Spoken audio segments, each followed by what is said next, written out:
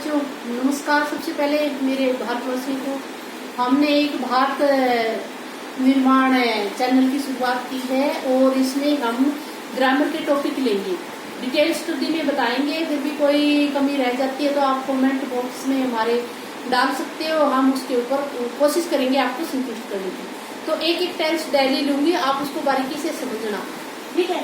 आज हमारा टेंस का टॉपिक है। टेंस का मतलब क्या है? टेंस का मतलब है काल या समय, ठीक है। समय को हमने 3 भागों में बांटा हुआ है, जैसे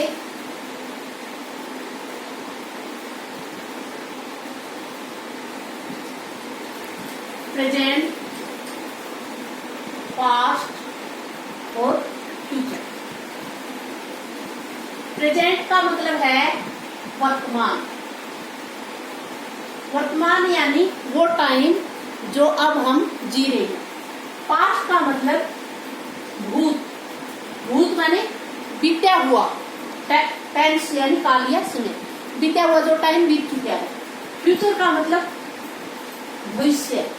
भविष्य का मतलब आगे आने वाला जो टाइम होगा, ठीक है।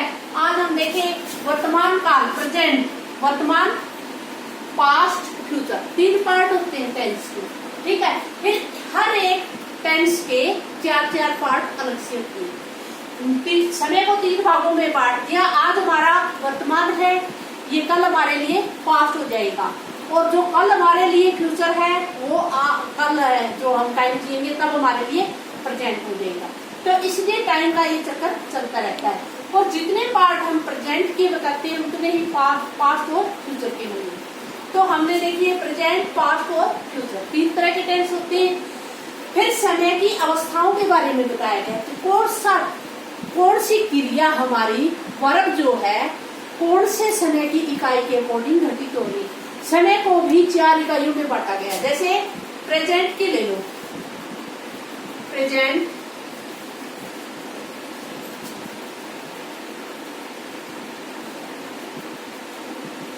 Indefinite tense. दूसरा है प्रेजेंट का की प्रेजेंट कॉन्टिन्यूअस टेंस। तीसरा है हमारा इसी का पार्ट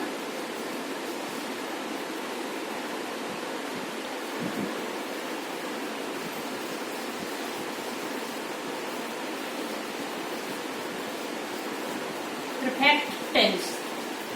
और चौथा पार्ट है हमारा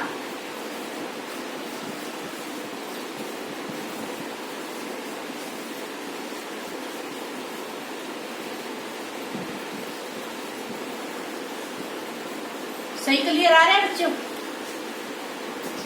तो हमारा present indefinite, present continuous, present perfect tense और present perfect continuous.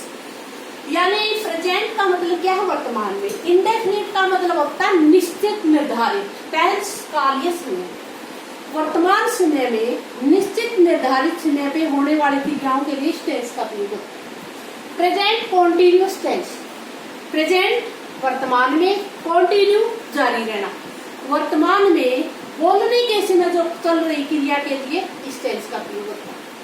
Present perfect tense, present वर्तमान में, परफेक्ट का मतलब पूरा होना।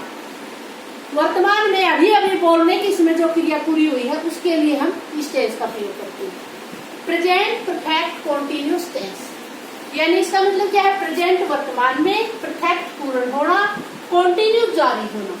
यानी वर्तमान में बोलने के समय तक कुछ काम तो हमारा पूरा हो चुका हो और कुछ उसके बाद तक भी चल रहा हो, तो उसके लिए इस टेंस का प्रयोग करते हैं। अब आज का हमारा प्रेजेंट है, कल हमारे लिए यही पास्ट हो जाएगा। इसीलिए आप कहोगे कि जी तीनों के 4 एक जैसे पार्ट कैसे है? क्योंकि यही समय कल पास्ट हो जाना है, तो फ्यूचर है वो कल हमारे लिए प्रेजेंट हो जाएगा। तो समय की ये 4 इकाई तीनों टेंसों में एक जैसी होती है, ठीक है।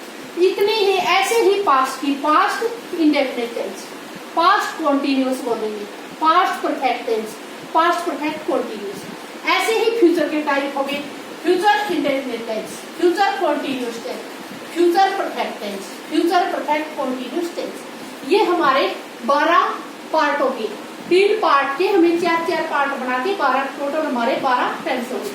मुख्य रूप से टाइम को 3 भागों में बांटा है और उस तीनों भागों के 4-4 सब इकाइयों में बांटा गया। टाइम किस समय घटित हो गया है, क्रिया हमारी कौन से समय में होती है, समय को भी अलग अलग बांट दिया कि बोलने के समय या आगे पीछे या कोई निश्चित समय पे या अनिश्चित समय। ठीक है, अब हम आगे देखेंगे। आज का हमारा जो टेंस है, हम पहला टेंस लेंगे। जैसे यहाँ तक तो समझ में आ गया होगा शायद आपके, फिर भी कोई क्वेरीज होती है तो मैं दोबारा वो तैयार कर लेंगे आपकी सुविधा के अकॉर्डिंग, कोई दिक्कत नहीं है।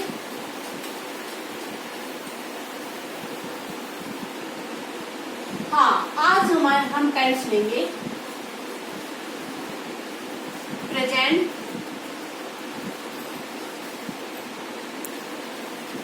इंडेफिनिट टेंस,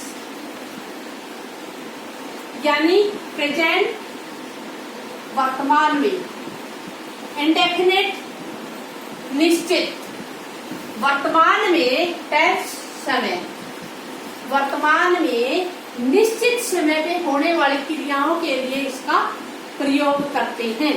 रूटीनली जो क्रियाएं हो रही है वहां इस टेंस का प्रयोग होता है। अब इसकी हम पहचान देखते हैं। क्या है हिंदी में पहचान? हिंदी में जिन वाक्यों के अंत में ता है, ती है, ते हैं, ता हूं इत्यादि आए,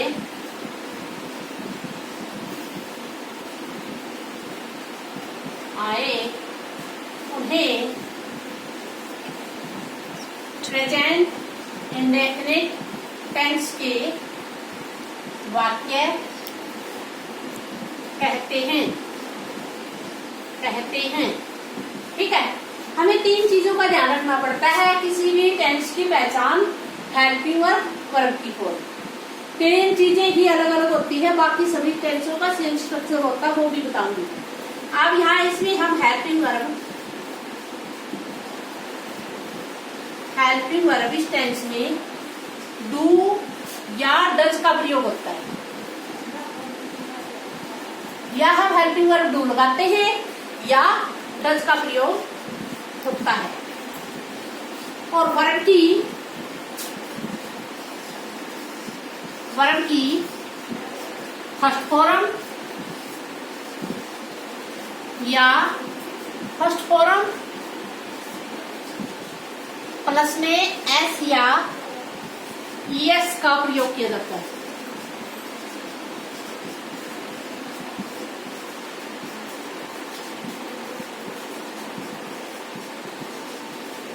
ठीक है,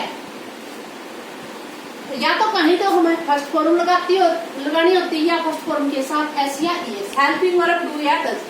अब आपके मन में आया होगा भी कहाँ हम डू लगाएं, कहाँ डज लगाएं, कहाँ वर्ब की फर्स्ट फॉर्म या फर्स्ट फॉर्म के साथ एस या ईएस लगाएं। मैं एक वाक्य बनाती हूँ, जैसे ये ऊपर वाला याद कर देते हैं, शायद आपने देख लिया होगा।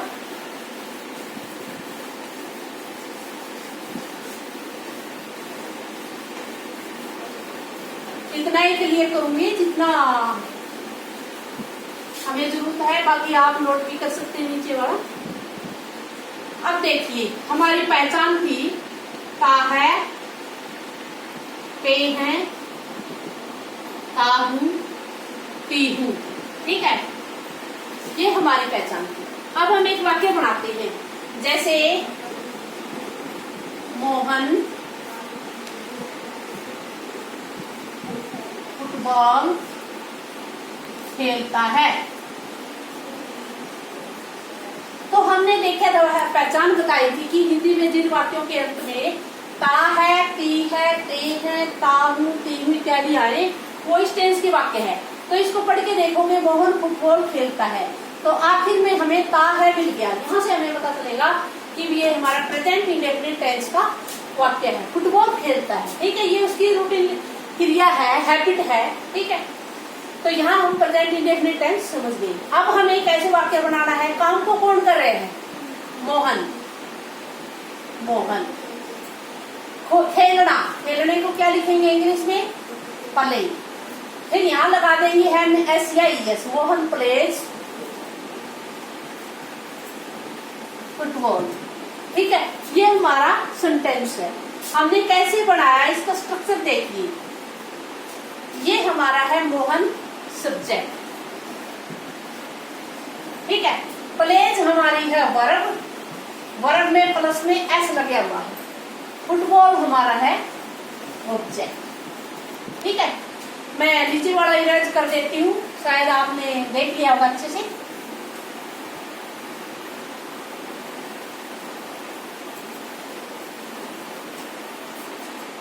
अब देखिए, हमने यहाँ मोहन प्लेज फुटबॉल ये वाक्य लिखा है, ये हमारा सब्जेक्ट है। सब्जेक्ट कौन होता है हिंदी में, देखिए सबसे पहले मेन प्रॉब्लम बच्चों की यही होती है कि उन्हें इंग्लिश की मीनिंग नहीं समझ में आती कि भी है क्या चीज, तो वो डिटेल बताऊंगी। सब्जेक्ट का मतलब होता है कर्ता, कर्ता का मतलब क्या होता है, काम को करने वाला। फुटबॉल कौन खेल रहा है, मोहन, तो काम ये फुटबॉल वाला खेलने का कौन कर रहा है, मोहन कर रहा है, इसलिए ये हमारा कर्ता है। वो क्या कर रहे हैं फुटबॉल के साथ, खेलना। खेलना हमारी वर्ब है क्रिया, क्रिया का मतलब कोई भी काम। और क्या खेल रहे हैं, खेल भी क्या रहे हैं, उसका ऑब्जेक्ट का मतलब होता है उद्देश्य। इसका क्या उद्देश्य करने का, जो काम है वो है हमारा उद्देश्य, तो फुटबॉल है। तो समझ में आ गई होगी, सब्जेक्ट कर्ता, काम को करने वाला, वर्ब क्रिया, काम, ऑब्जेक्ट, उद्देश्य। ये हमारा सेंटेंस स्ट्रक्चर है और ये हमारा सिंपल सेंटेंस है। नेगेटिव और इंडेरोगेटिव बनाना भी बताऊंगी उनमें भी। एक बात और, प्रेजेंट इंडेफिनिट टेंस के जो सिंपल सेंटेंस है उसमें हेल्पिंग वर्ब नहीं लगाते, या कोई हेल्पिंग वर्ब नहीं है, नो नहीं है ना, तो ये सीधा सब्जेक्ट वर्ब की फॉर्म ऑब्जेक्ट। अब आपके मन में सवाल आया होगा, हमारी हेल्पिंग वर्ब की डू और डज, ये हमारी हेल्पिंग वर्ब की, और वर्ब की फर्स्ट फॉर्म प्लस में SEIS या कहीं पर फर्स्ट फॉर्म, ये हमारी कंडीशन थी, ठीक है। अब हम कैसे अप्लाई करते हैं इस पे ये कंडीशन। मोहन क्या है, सिंगुलर है या प्लूरल। सिंगुलर का मतलब होता है एक वचन, एक चीज। प्लूरल का मतलब होता है बहुवचन, कई चीज। तो ये हमारा मोहन एक है या ज्यादा है, एक वचन हो गया, सिंगुलर हो गया। जैसे मैं बता देती हूँ, सिंगुलर मतलब एक वचन, एक चीज। प्लूरल, प्लूरल मीन्स बहुवचन, कई चीज। नाउन के टाइप होते हैं सिंगुलर या प्लूरल। ये हमारे प्रॉपर नाउन है, तो सब्जेक्ट हमारा एक वचन में है, तो हम क्या करेंगे, वर्ब की फर्स्ट फॉर्म में एस या ES लगाएंगे, इसलिए हमने वर्ब की फर्स्ट फॉर्म में एस लगाया, फिर ये ऑब्जेक्ट, ठीक है। अब हम नेगेटिव सेंटेंस बनाएंगे इसका, तो हेल्पिंग वर्ब लगाएंगे नेगेटिव सेंटेंस में, और इंटेरोगेटिव सेंटेंस में ही हेल्पिंग वर्ब लगती है इस टेंस में। तो कैसे बनाओगे इसका, Mohan plays football, Mohan does not play football. यहाँ आपको मैं बता देती हूँ, हमारी हेल्पिंग वर्ब है डू या डज, या तो हमने डू लगाना है या डज लगाना। अब हमने यहाँ डज कैसे लगाया, किस कंडीशन से, आप ध्यान रखना कि अगर हमारा सब्जेक्ट सिंगुलर है तो वर्ब की हेल्पिंग वर्ब हमारी डज आएगी, अगर हमारा सब्जेक्ट प्लूरल है तो हेल्पिंग वर्ब डू आएगी। चलिए आप ऐसे याद कर लो, जैसे हमारी एक कंडीशन बता देती हूँ मैं। जैसे भाई हमारे जो सब्जेक्ट है, सब्जेक्ट सिंगुलर हो तो हमारी वर्ब की फर्स्ट फॉर्म प्लस में एस या ES लगेंगे, और अगर हमारा सब्जेक्ट प्लूरल हो तो हमारी वर्ब की सिर्फ फर्स्ट फॉर्म लगेगी, ठीक है। इसी तरह यही कंडीशन हमने हेल्पिंग वर्ब में, अगर हमारा सब्जेक्ट सिंगुलर हो तो हमारी हेल्पिंग वर्ब आएगी डज, और हमारा सब्जेक्ट अगर प्लूरल हो तो हमारा हेल्पिंग वर्ब आएगी डू। और एक और एक्सेप्शन है इस नियम में, अगर हमारा सब्जेक्ट आई है तो आई के साथ हम हेल्पिंग वर्ब डू लगाते हैं। ये एक एक्सेप्शन है, अपवाद है जो नियम से हट करके है। ये इसकी कंडीशन है। चाहे आप ऐसे भी याद कर सकते हैं कि जैसे सिंगुलर सब्जेक्ट है जहां वर्ब की फर्स्ट फॉर्म में एस आते हैं तो हमें ये एस वाले ही हेल्पिंग वर्ब लगाएंगे ऐसे वाक्य में, और जो बिना एस वाले वाक्य है उसमें बिना एस वाले ही हेल्पिंग वर्ब लगाएंगे। आप इनके साथ ही को रिलेट भी कर सकते हैं। ठीक है, ये हमारे कंडीशन थे। अब हम देखते हैं, शायद आपने देख लिया होगा अच्छे से, अब मैं इसको इरेज कर देती हूँ।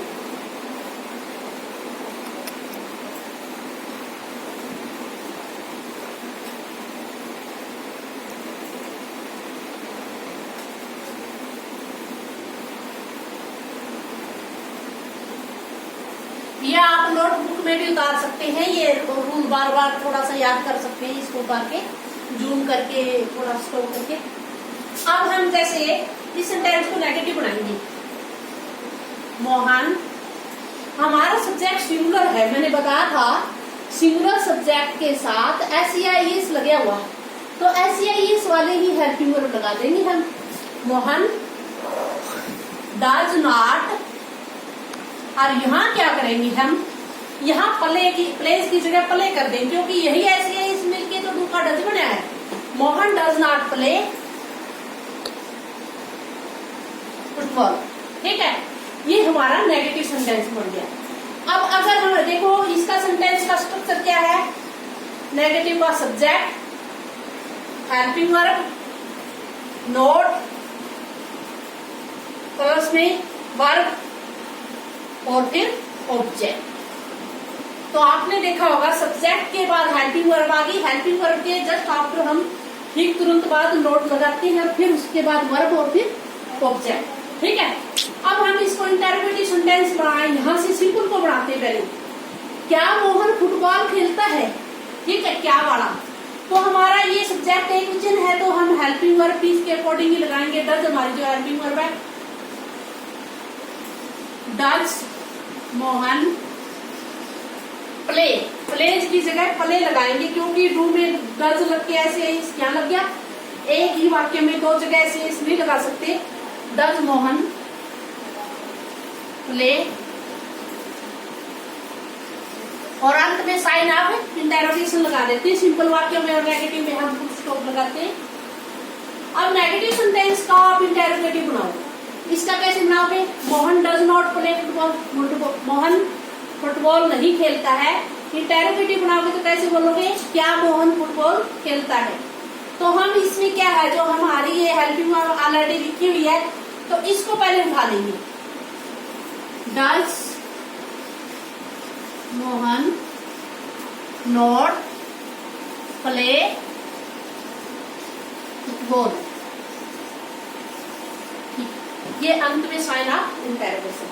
बच्चों ये हमारे चार प्रकार के वाक्य हो गए। चार प्रकार के होते हैं, सिंपल, नेगेटिव, जैसे नेगेटिव बताया था मैंने, और इंटरोगेटिव, नेगेटिव का इंटरोगेटिव, चारों तरह के वाक्य हो गए। इसमें जो हमारी पहचान है एक बार फिर थोड़ा बता देती हूँ। हिंदी में पहचान देखेंगे किसी भी टेंस की, हमारे प्रेजेंट इंडेफिनिट टेंस का कहाँ प्रयोग होता है, प्रेजेंट इंडेफिनिट टेंस का प्रयोग हम यानी वर्तमान में निश्चित निर्धारित समय पे होने वाली क्रियाओं के लिए इसका प्रयोग करते हैं। इसमें पहचान है हमारी ता है, ती है, ते है, ता हूँ, ती हूँ इत्यादि।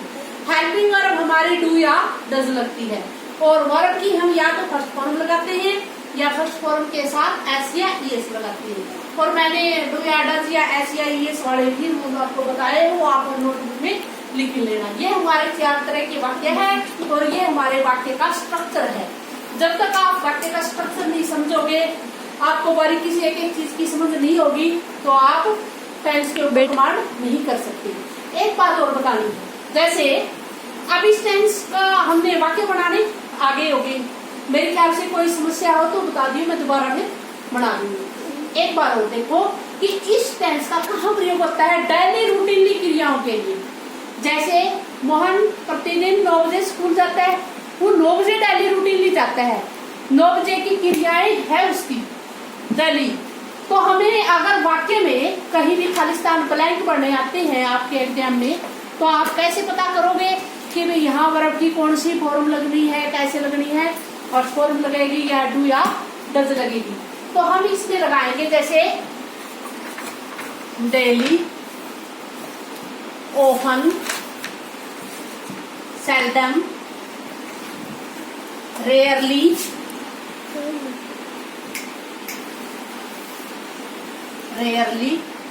ठीक है। या जो वैज्ञानिक तथ्य है, साइंटिफिक ट्रूथ, जैसे पृथ्वी सूर्य के चारों घूमती है, वैज्ञानिक सच्चाई है। या 2 and 2 make 4, 2 और 2 4 होते हैं। तो साइंटिफिक ट्रूथ वैज्ञानिक सच्चाई की बातें हैं। या हमारी रूटीनली, ऑफन, सेल्डम, ये शब्द आपको मिल जाए तो आप उसमें वर्ब की फर्स्ट फॉर्म या फर्स्ट फॉर्म के साथ एस या इस, इंटरोगेटिव है तो डू या डज का प्रयोग कर सकते हैं। तो आशा है कि ये समझ में आ गया होगा आपको। फिर भी कोई क्वेरीज रहती है तो आप कमेंट बॉक्स में डाल सकते हो। ठीक है बच्चों, धन्यवाद।